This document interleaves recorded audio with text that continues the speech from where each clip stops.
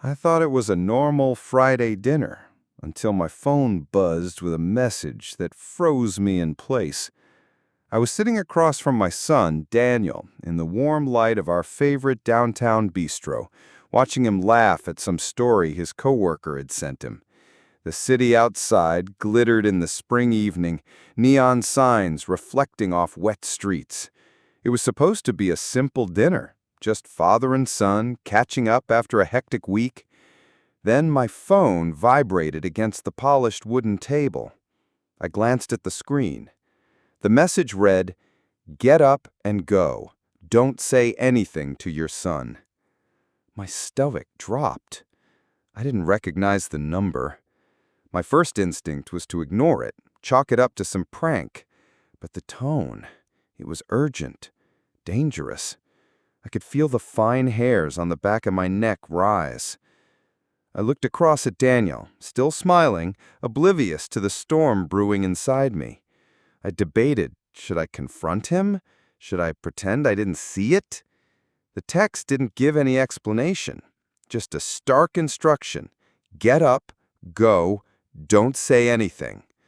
And then I noticed him. A man in a dark coat at the far end of the restaurant, eyes locked on our table. His movements were casual, but there was precision in the way he scanned the room. I had a feeling I'd never forget. I made a split-second decision. I placed my phone back on the table as if nothing had happened. Daniel looked at me, eyebrows raised. "Everything okay, Dad?" Yeah, I said with a tight smile, just checking a work email. But my mind raced. Whoever had sent that text knew something I didn't. They knew I was here, knew my son was here, and judging by the tone, this wasn't about coincidence. The rest of the meal felt surreal. Conversations blurred, clinking glasses sounded distant, and the waiter's smile seemed almost threatening. My every instinct screamed that danger was close, but the message was clear. Don't alert Daniel. Don't say a word. By the time dessert arrived, I knew that whatever was about to happen tonight would change both my life and my son's forever. I realized the man watching us wasn't just curious. He was waiting for me to make a mistake. I kept my calm, but every nerve in my body was on high alert. The man in the dark coat hadn't moved an inch since I first noticed him. His eyes never left our table, scanning, calculating, as if he could read the tension in my posture. Daniel, oblivious, continued chatting about his week at work. I nodded and smiled, the way you do when you want someone to believe you're relaxed, when inside, you're calculating your next move. The text kept replaying in my mind. Get up, go, don't say anything to your son. I subtly slid my hand into my coat pocket, feeling the reassuring weight of my phone and wallet. I had no idea who had sent the message, but it was clear they weren't bluffing. Whoever it was, they expected me to follow their instructions, or else. The waiter brought our dessert, a chocolate torte for Daniel and a small creme brulee for me. I took a bite, trying to act natural, but my eyes kept flicking to the man. He shifted slightly, just enough to make me realize he was aware that I was aware of him. I considered leaving then and there, but the text was precise. Don't say anything to your son. That meant no excuses, no explanations. I needed a way out that wouldn't alert Daniel to the fact that something dangerous was unfolding. Then, it happened. My phone buzzed again. A second message, same unknown number. The moment you stand, they'll know you're onto them. Move carefully. Exit through the back. Trust no one. I swallowed hard. This wasn't a prank. Someone had orchestrated this with precision, and somehow, they knew me. I glanced around. The restaurant was full, couples and families laughing, completely unaware. But in the back, a man slipped quietly toward the service door. Another stranger? Or the same one, just moving closer? I realized I had only a few seconds to decide. Stay at the table, try to finish the meal normally and risk drawing attention, or follow the cryptic instructions and hope I could get my son out safely later. I excused myself politely. "Daniel, I need to step out for a moment. I'll be right back." He frowned, but nodded. "Everything okay, Dad?" "Yeah, just a quick call outside. Don't worry." I moved toward the exit, heart hammering. The man in the dark coat followed at a discreet distance. I made it to the alley behind the restaurant, the cool evening air brushing my face. My phone buzzed again. "They're watching. Act normal. I'm outside, 30 seconds from your car." I scanned the alley. Empty. Then I noticed a black SUV parked just a few yards away. The engine was off, but I knew from experience that nothing this precise was accidental. I slipped around the corner, keeping the vehicle between me and the restaurant. And there he was, the messenger, a tall man in a crisp suit, eyes sharp and alert. "You have exactly 5 minutes before they notice you're gone," he said quietly, handing me a small envelope. I didn't ask questions. Not yet. The instructions were clear. Get up. Go. Don't say anything to your son. I took the envelope, feeling its weight, and stepped back into the shadows. My son was still inside, unaware of the web of danger closing around me. Whatever this was, it wasn't random, and whoever had sent that text was someone who had planned every detail of tonight. I realized too late that every second I hesitated could cost my son everything. The alley was dark, but the city lights flickered through the gaps between buildings, casting long shadows on the pavement. I clutched the envelope tightly, my instinct screaming that whatever was inside could change everything.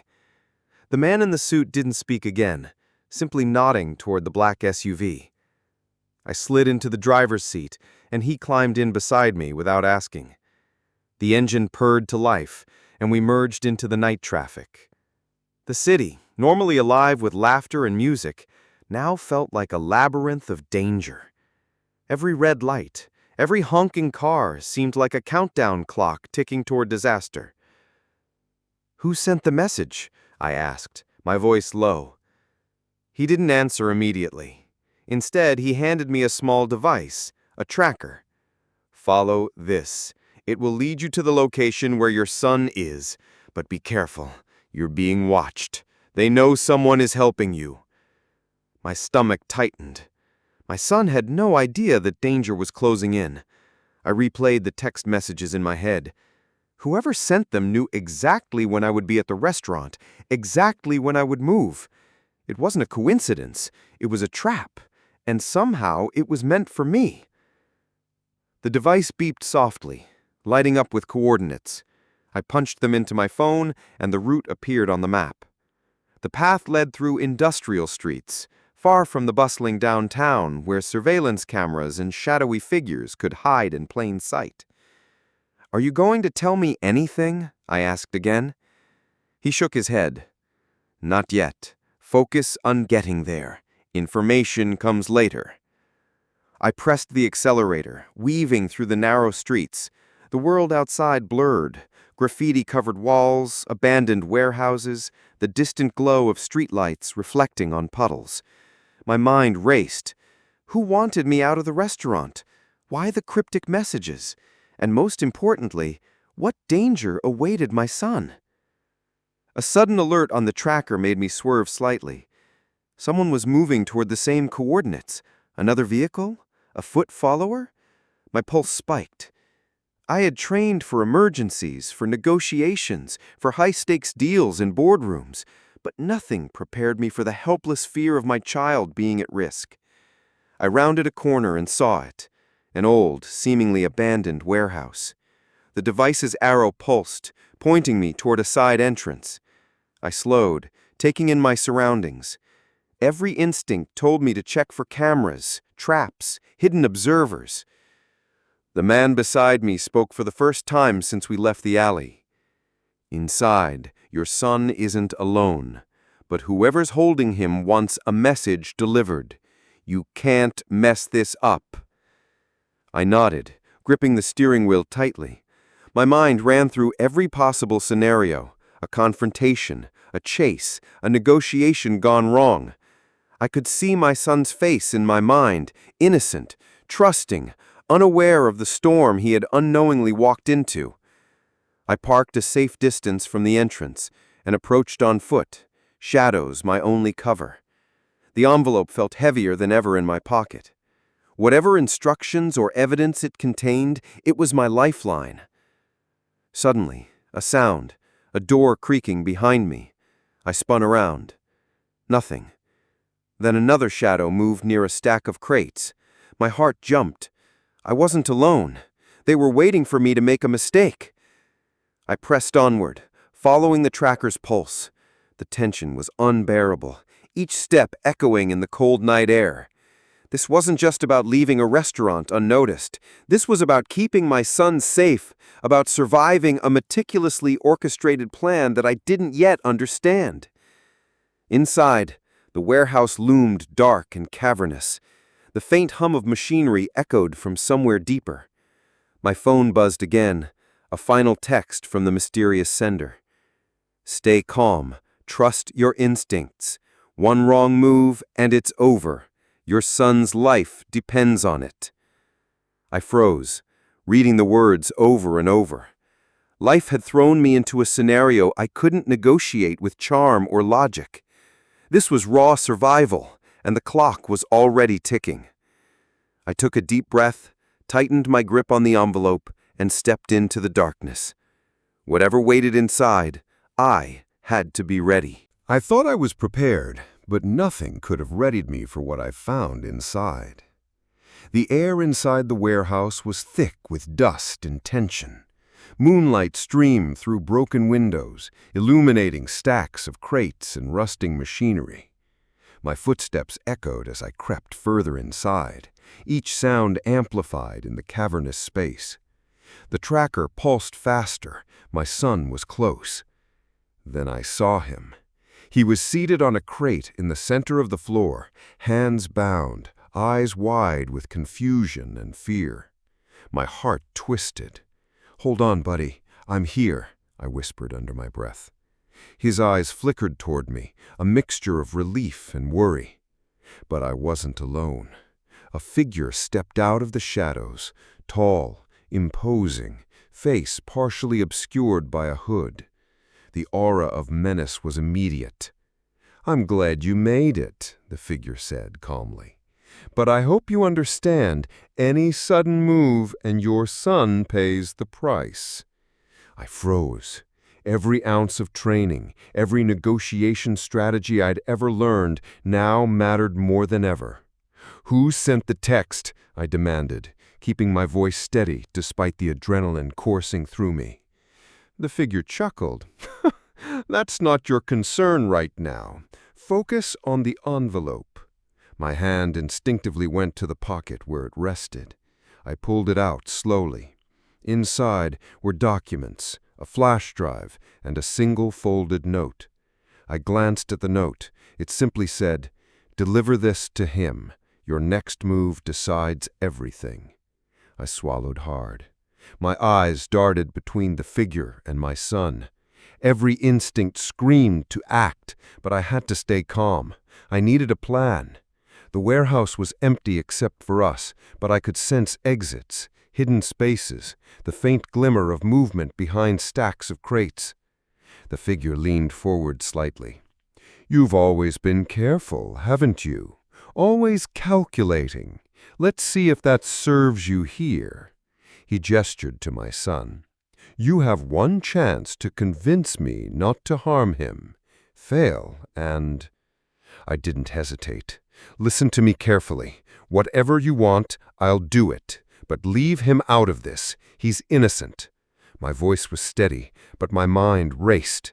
I had to figure out their motive, a bargaining chip, anything. The figure paused, considering my words. "Interesting. You're brave, perhaps too brave."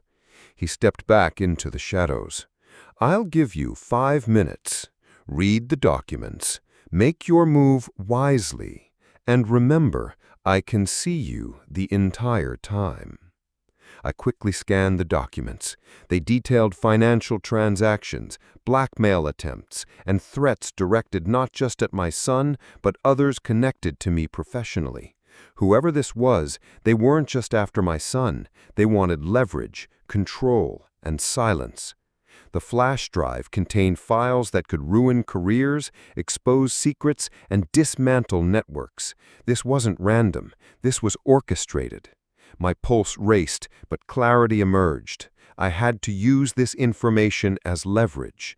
I had to show the captor that I could expose them before they could harm anyone. My son watched silently, fear and trust battling in his expression.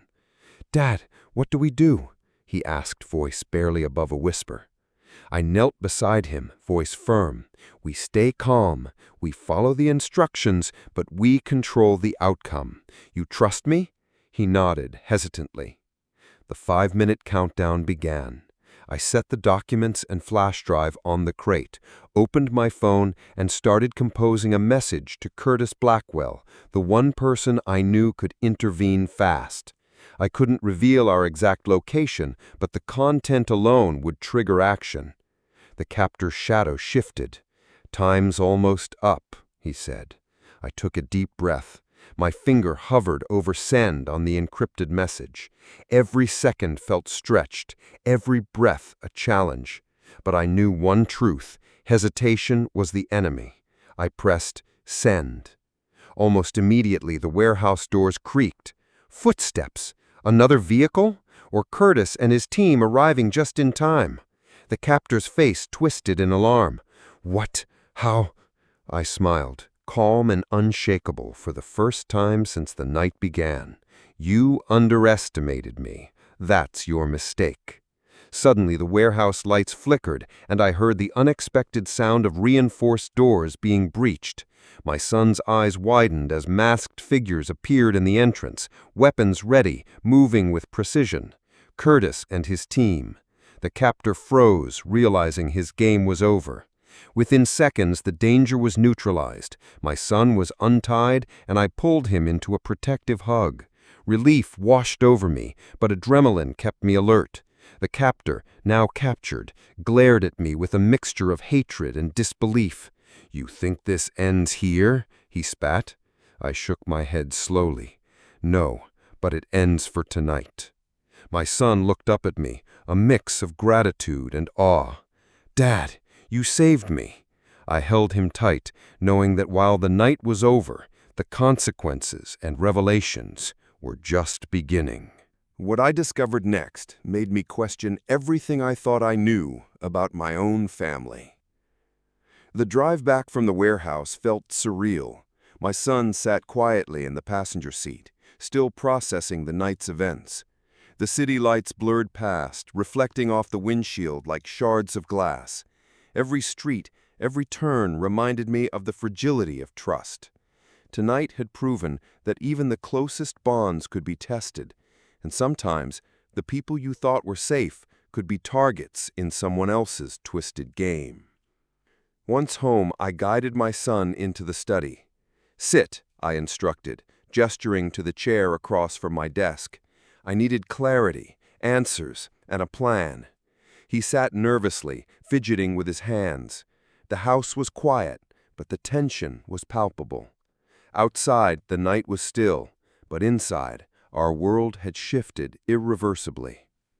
I powered on my laptop and opened the files from the flash drive.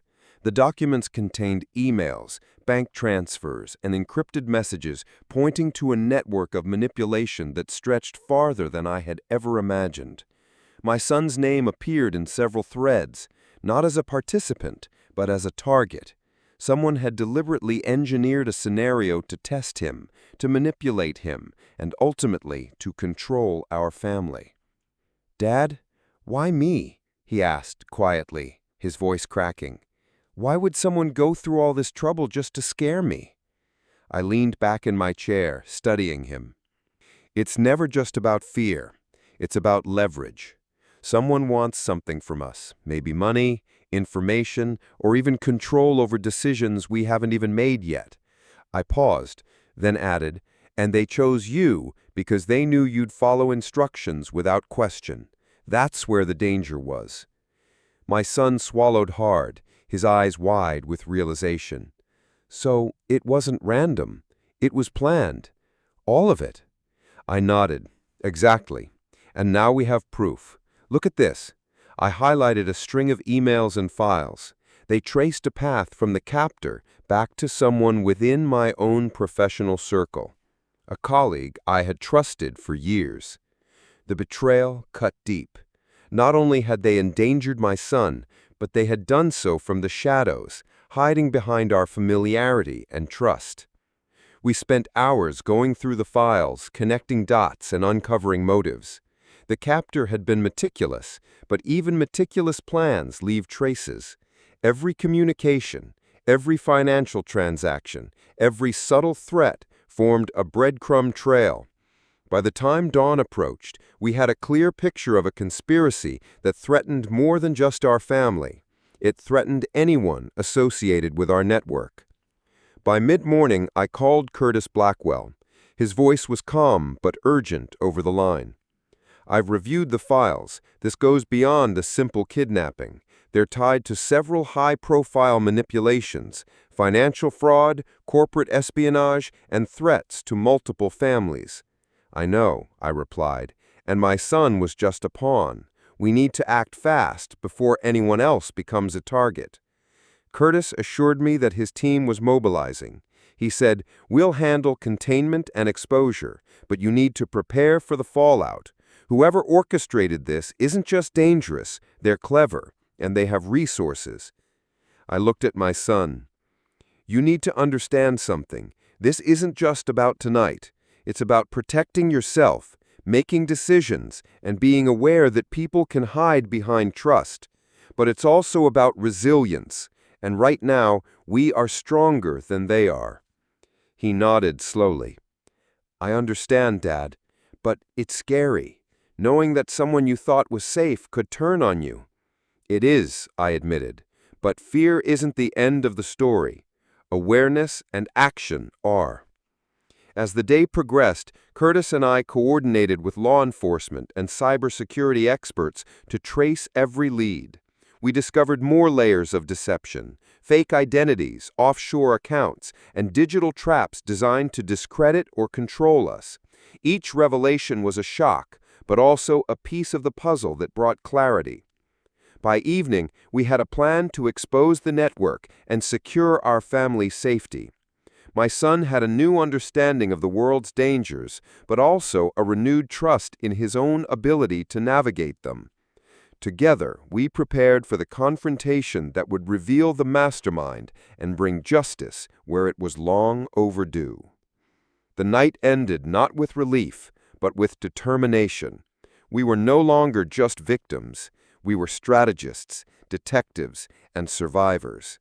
And as I watched my son finally relax, I knew that tomorrow would be the day we faced the truth, head on. I thought tonight would be about relief, but instead, I came face to face with the person who had been controlling our lives from the shadows.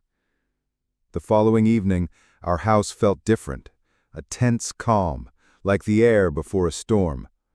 Curtis had arranged a controlled meetup with the person we suspected was orchestrating everything. Law enforcement and cybersecurity experts were on standby, but the idea of confronting the mastermind in person sent a chill down my spine. My son sat beside me, pale but resolute, understanding that this moment would define not just our family's safety, but the very meaning of trust. The doorbell rang at precisely 7 p.m. I opened the door to find a figure in a tailored suit, calm, confident, almost eerily composed.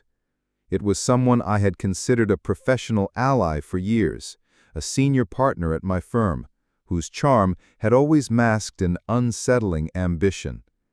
Their smile didn't reach their eyes, and in that instant, I recognized the predator beneath the polished exterior. "Good evening," the mastermind said smoothly. "I trust you received my message?" Curtis stepped forward, his presence authoritative. "We received it. And now it's your turn to explain." I gestured for my son to stay back, close enough to witness, but far enough to be safe. The room was small, the perfect setting for a confrontation. No place to run, no distractions. Every eye in the room was on the mastermind. "I assume you understand why you're here," I said, trying to keep my voice steady. "The web you spun, the manipulation, the threats, the lies, it ends tonight." The mastermind chuckled softly. "You overestimate yourself. You're reacting emotionally. You think you've unraveled everything, but you've barely scratched the surface." Curtis raised the folder filled with evidence from our investigation. "These are digital trails, financial records, and communications that prove your involvement in the abduction attempt and manipulation of my client's family. You're done hiding." For a brief moment, the mastermind's composed mask slipped, revealing a flicker of panic. But they recovered instantly. "Impressive," they admitted. "I underestimated your persistence.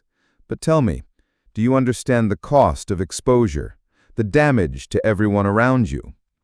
I didn't flinch. "The only cost that matters is yours. You endangered my son, manipulated me, and violated trust. Those are consequences you should have anticipated." The confrontation escalated quickly. Curtis presented the evidence methodically: bank transfers, falsified contracts, and digital communications showing clear intent. Each piece dismantled the intricate illusion the mastermind had built over years. They realized the game was over. My son, standing silently behind me, finally spoke. "Why target me? Why our family? Didn't you have anyone else to manipulate?" The mastermind's eyes met his. "Because you were a test. You were the final piece. I needed to see if my plan could withstand scrutiny, if my influence reached deeply enough. And yet, you've survived. You've uncovered what I thought would remain hidden." Curtis didn't give them a chance to recover. "Survived? You've committed multiple felonies: kidnapping, harassment, fraud. You'll be facing serious charges. The authorities are already informed, and everything you've done is documented." The tension in the room snapped like a rubber band. The mastermind's defiance faltered. Law enforcement entered quietly but firmly, taking control. My son exhaled a long, shaky breath, realizing the threat was finally neutralized.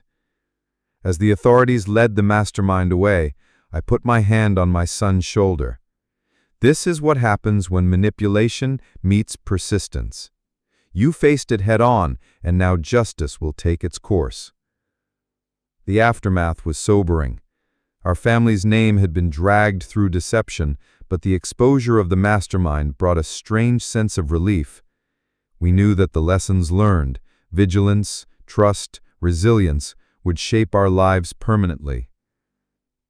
Later that evening, Curtis and I reviewed the evidence one last time. The mastermind's network was dismantled, their schemes exposed, and the path for recovery was clear. My son finally allowed himself to relax, understanding that while life could be cruel and manipulative, courage and vigilance always tipped the scales toward justice. As we sat together in the quiet of our living room, I realized the journey had changed us all. My son had grown stronger, more perceptive and resilient. I had reaffirmed the protective power of parental love, and Curtis had reminded us that justice isn't just a concept, it's an action, demanding courage, planning, and timing. And for the first time in weeks, I allowed myself a moment of peace, knowing that the shadows that had haunted our lives were finally gone.